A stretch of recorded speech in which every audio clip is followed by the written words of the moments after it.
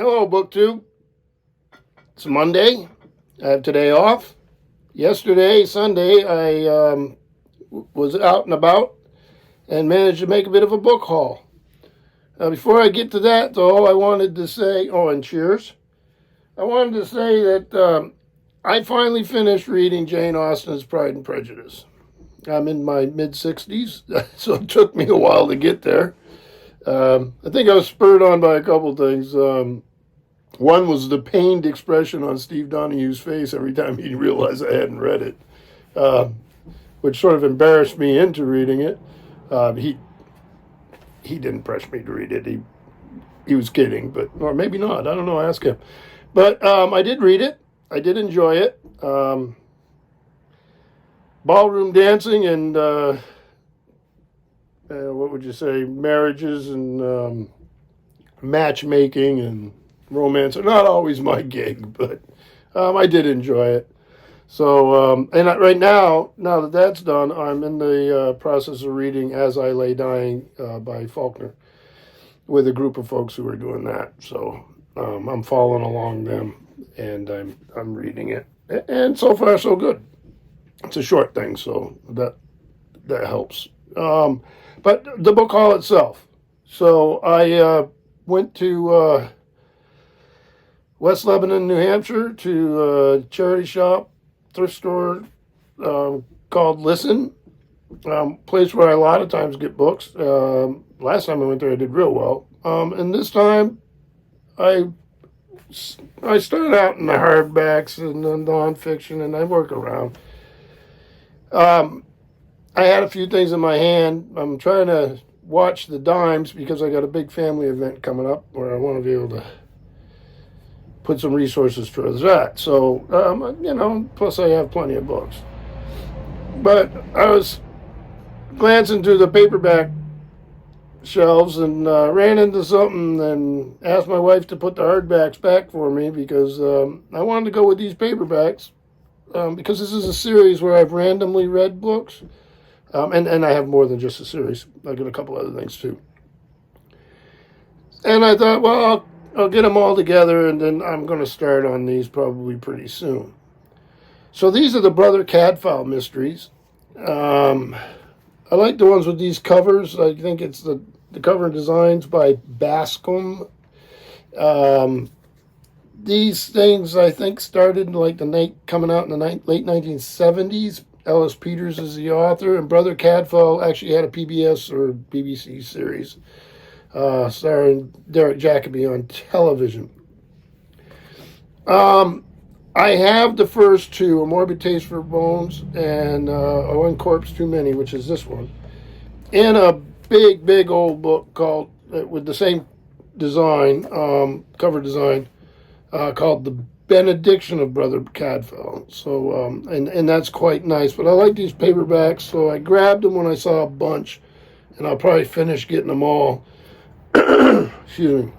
So these were published by the Mysterious Press in these covers, which mystery lovers will know was started and owned by Otto Penzler, the great mystery editor and the owner of the Mysterious Bookshop in New York City. And from what I understand, Mysterious Press has been repurchased by Otto Penzler's group, his company, whatever it's called. So that's interesting. But I love these covers. I love the design. So let me just get into it. So the first one I got is One Corpse Too Many. And it's the summer of 1138. The war between King Stephen and the Empress Maud takes Brother Cadfael from the quiet world of his garden into a battlefield of passions, deceptions, and death, not far from the safety of the abbey walls. Shrewsbury Castle falls. So this all takes place in Shrewsbury Abbey in England, or Wales. These books have maps. See what else they got here. Yeah. So Brother Cadfael's an ex-crusader, soldier, apothecary. He's a healer, and he has his little garden he tends, his herbs and stuff like that, and he solves mysteries. So actually, when I opened this one up, it had a bookmark in it. Books of all publishers, the Book Peddlers in Pennytown, at Pennytown in Pennington, New Jersey. So if anybody knows where that is, I'm sure plenty of people do. So a bookmark, an encouragement to get to read. So that's the first one, and then I got, and they'll say on them, this is the 18th Chronicle. This is the Summer of the Danes.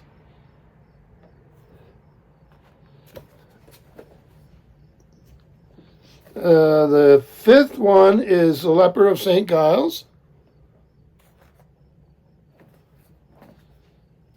I should have put these in order, but this is A Rare Benedictine, The Advent of Brother Cadfael. This isn't numbered. This has actually 3 stories featuring Brother Cadfael.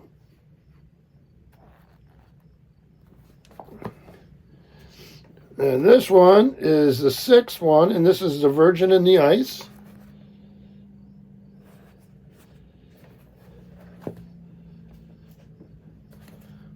This one's the 10th, The Pilgrim of Hate. So if you've read these, leave me a note. This is the 4th one. This is St. Peter's Fair.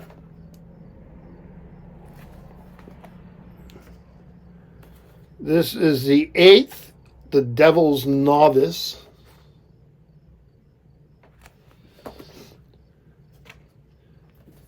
The 7th Chronicle of Brother Cadfael is The Sanctuary Sparrow.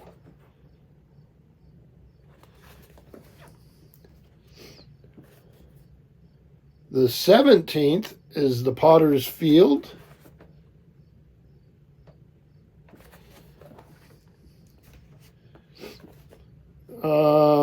And this is The Hermit of Eaton Forest. It doesn't give me a number. I can't see one here, but it takes place in 1142. So we'll just have to research that. And then one with a different cover I don't like as much, but it's not horrible. And this is The Rose Rent. And you see an unfortunate monk or novice, I don't know which it is, on the cover there. So that's just these. Like I say, with one with a different cover. I've got a few that I've already owned. And then I have this big old guidebook, which I did not get yesterday. That's the Cadfael Companion. And there's the author right there of the novels. She did not write this book. She does write a foreword. And it's just an alphabetical listing of interesting stuff that, because it's a medieval world, that you may not know about, or about characters and, customs and all that sort of thing. So while I was doing that, right next to them, and these may have all come from the same donating person. Let me make sure. So this one actually is Ellis Peters, but it's Edith Pargeter. I'm probably butchering that, but that's what it looks like. Who also writes as Ellis Peters, and it's again about Shrewsbury, but this is A Bloody Field by Shrewsbury. And this one, I'll read you a little bit about this one because it's different. It's 1399, and Henry Bolingbroke, unjustly banished and deprived of his inheritance by Richard II, returns to claim his rights and deposes the king to become Henry IV of England. He is aided by the powerful lords of Northumberland, especially by his friend Harry Percy, nicknamed Hotspur. So, sounds like something full of intrigue. I'm all for it. And then the next 3 books are part of the series. Owen Archer Mystery by Candace Robb. And the first one in the series is The Apothecary Rose. So you see 2 series now where apothecaries are important. I will find out why in this series. Like I say, I haven't read it. Let's see. Once the king's captain of archers, now he must penetrate a poisoner's secrets.